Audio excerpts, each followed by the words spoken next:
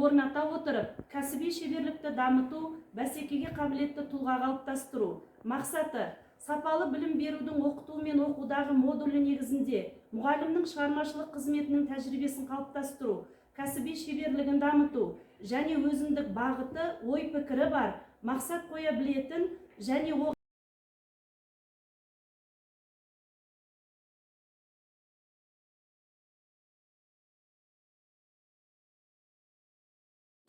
мен жетістікке жетемін байқауында көптеген оқушылар қатысып, жүлделі орындарға ие болды. Екі озат оқушылар Аманжол Мөлдір, Нажимадин Бауыржан Мыңбала ұлттық олимпиадасының жеңімпазы атанып, бағалы сыйлықтарға ие болды. Жетекшісі Жұмашева. Абай оқулар аудандық байқауында Абайдың қара сөздері бойынша 7-ші сынып оқушысы Жарылқазым Сарбиназ эссе жазу бөлімі бойынша Алимова Айгерім 2-ші орын алды. Халықаралық жастарын 6-шы сыныптар арасында өткен олимпиадада 6-шы сынып оқушысы Абдыхамыд Нұрислам 3-ші орын алды. Республикалық Абай оқулары Блиц турнирінде 6-шы сынып оқушысы Нұрислам Абдыхамыд 1-ші орынды иеленді. Жетекшісі Тулешева.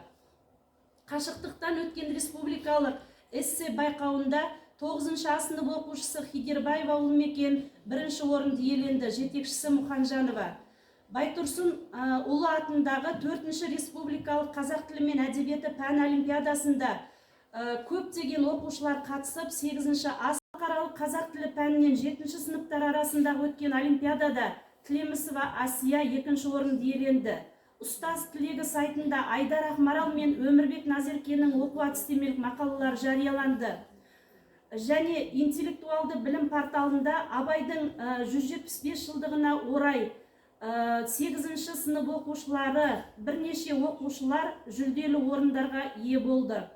Тілмаш балалар ұлттық зияткерлік марафонында Болат Малика 2-ші орын, Қазақбай Айдар, Балабай Смайылова сияқты оқушылар 3-ші орынды иеленді. Және ағартушы Абай Құнанбайұлының 175 жылдығына арналған мерейтойда үздік ғылыми жоба автор атты республикалық байқауында Болат Малика дарын номинациясы бойынша марапатталды. Аудандық Қадыр Мырзалиев оқуларында Мұхаммедбай Арай 1-ші орынды иеленіп, облыстық кезеңге өтті. Жетекшісі Шәрібек Ботагөз. Келесі. Республиканова Фарида ұстаз тілегі республикалық ғылыми әдістемелік орталық ұйымдастырған қазақ тілі пәнінен Блиц турнирдің 1-ші орын жеңімпазы атанды. Тулешева Гүлмира білім және ғылым министрлігінің құрмет грамотасымен марапатталды. Сабақты зерттеу Қазақстан мектептерінің тәжірибесі облыстық ғылыми практикалық конференция аясында озық тәжірибесімен бөліскені үшін Тулешева Гүлмира апай марапатталды. Және Алматы облысының білім басқармасының құрмет грамотасымен Мұханжанова марапатталды. Тоғанбай Аяулым еңбекші қазақ аудандық білім бөлімі ұйымдастырған қашықтан оқу режимінде онлайн сабақ бейне жазбасы үшін алғыс хатпен марапатталды.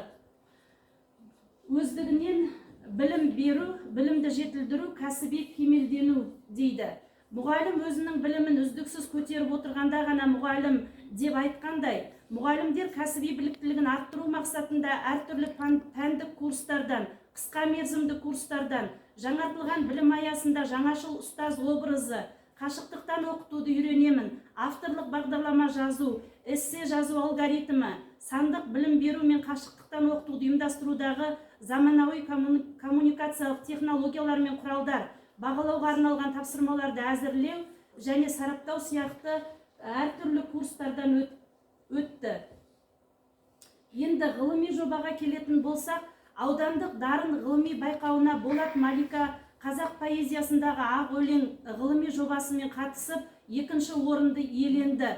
Ұлы ақын ағартушы Абай Құнанбайұлының 175 жылдық мерейтойына орай өткізілген үздік ғылыми жоба автор атты республикалық байқауында Болат Малика дарын номинациясы бойынша марапатталды. Аманжол Мөлдір зерде бойынша Естеу Нүсіпбеков өмірінің ерекше белестері тақырыбында зерттеу жұмысын жалғастыруда. Жетекшісі Жұмашева. Олай болса, бірлестік мұғалімдері үлгерімі төмен оқушылармен жүргізілетін жұмыс немесе білім мазмұнындағы олқылықтарды жою мақсатында жұмыс жоспарларын құрып, соған сәйкес жұмыс атқарып келеді. Келесі.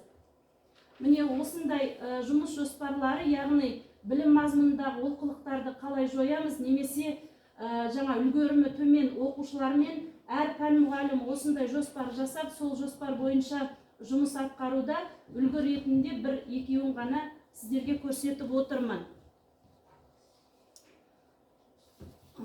Енді мақсаты, міндеттері бәрі сол жоспар бойынша жасалған. Енді еселі еңбектің есебі деп білім сапасын айтуға болатын шығар. Осы 3-ші тоқсан бойынша қазақ тілі мен әдебиеті пәнінен оқушылардың білім сапасына келетін болсақ, 5-ші сыныптарда 63, 6-ші сыныптарда 57, 7-ші сыныптарда 59, 8-ші сыныптарда 57, 9-ші сыныптарда 53, 10-ші сыныптарда 86, 11-ші сыныптарда 56% сапа көрсеткішін қазақ тілі пәнінен көрсетіп отырмыз. Ал әдебиеттен 5-ші сыныптарда 62, келесі 6-ші сыныптарда 56, 7-ші сыныптарда 60, 8-ші сыныптарда 58, 9-ші сыныптарда 56, 10-ші сыныптарда 81 және 11-ші сыныптарда 75% сапа көрсетіп отырмыз. Бұл 3-ші тоқсан бойынша оқушылардың білім сапасы. Сөз соңында мақсатқа жету үшін біздің санамыз ісімізден оза жүруі, яғни одан бұрын жаңғырып тұруы тиіс. Алда әлі ұзақ жол, үлкен асулар бар. Сол асулар мен қиындықты жеңу үшін білектің күші мен найзаның ұшы керек емес. Оған тек жүрек пен білім, талант пен талап керек. Қазақ елінің абыройын асырып, мерейін үстем етер. Әлем таң қалар, талай-талай жаңалық ашар рухани бай, білімділеріміз көп болсын. Оқушылардың білім сапасын, сауаттылығын арттыру мақсатында жұмысты одан әрі тағы да жүйелі жалғастыру, шығармашылық сайыстардың сапалық деңгейін көтеру, олқылықтарды жою және толықтыру жұмыстарын жандандыру, дарынды оқушылармен және қабілеті төмен оқушылармен жүргізілетін жұмысты жүйелендіру. Бұл әлі жалғасын табатын жұмыстар деп айта